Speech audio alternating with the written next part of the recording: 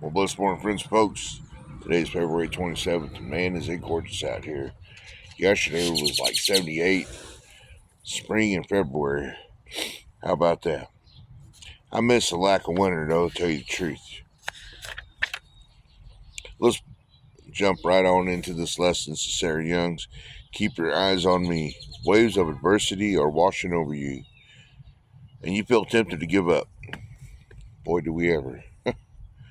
As your circumstances consume more and more of your attention, you are losing sight of me. Yes. Fine for my marriage for 6 years, nothing tested me greater. Everything else seems to be like target practice after that. Yet I am with you always, holding you by your right hand. If it wasn't for the Lord and for my mother-in-law, I wouldn't have made it.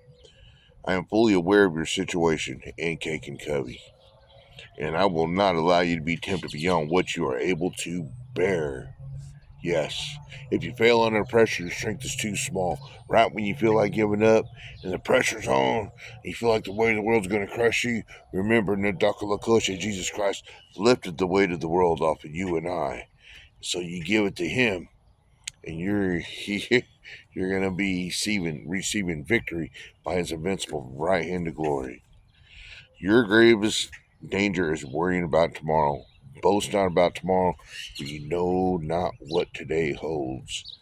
If you try to carry tomorrow's burdens today, you will stagger under the load and eventually fall flat. Yes, and that's the wrong thing to do in the first place. It's trying to be our own God, where God knows the hairs on our head and the number of days that we have before we in this flesh we are dead. Simple as that.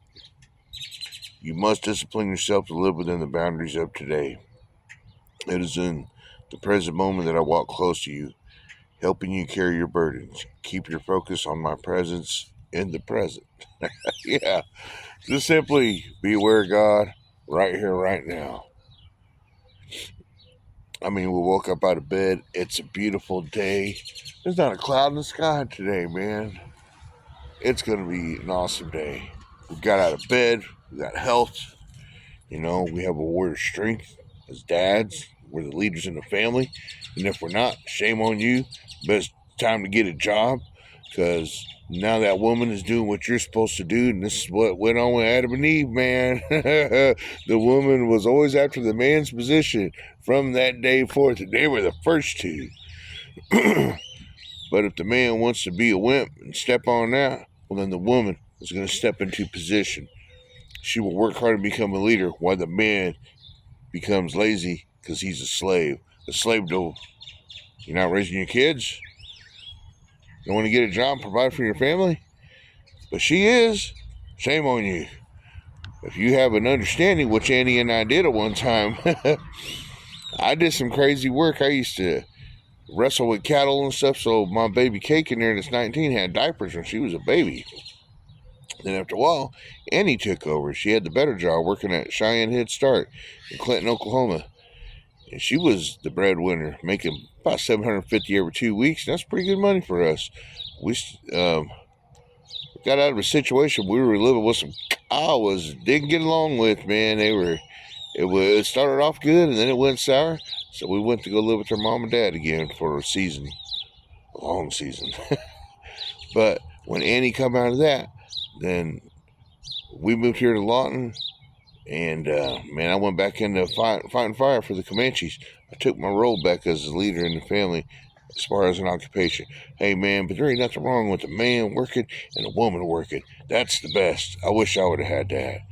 But unfortunately, me and Annie used to like to drink, and it'll cost you. But when you have God in your heart and you keep your eyes on Him, man, He'll give you the drink of a living water that will push you past some spirits of death.